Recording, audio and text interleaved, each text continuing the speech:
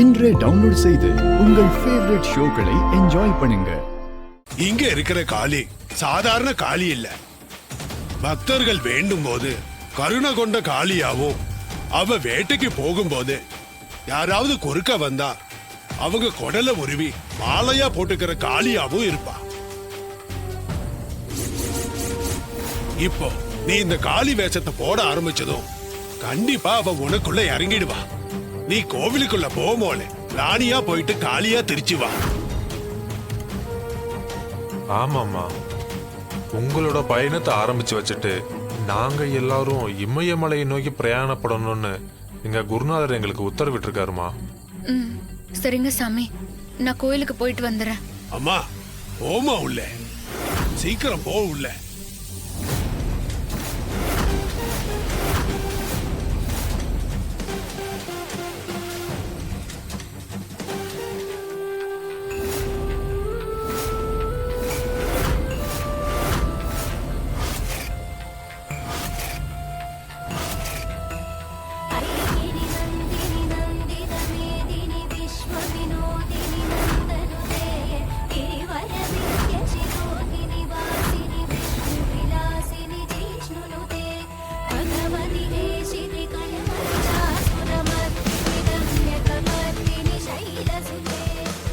இந்த காட்டோட மேற்கு திசையில ஒரு பெரிய ஆலமரம் இருக்குமோல.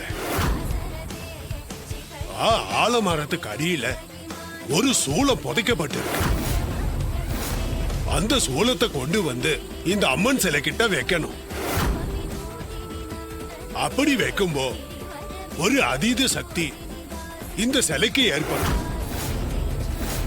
அந்த சிலையிலிருந்து ஒரு சக்தி புறப்பட்டு சாமி காலடியில வச்சிருக்கிற பஞ்ச உற்சவ தீர்த்தத்தை மேலும் புனிதப்படுத்தும் போல.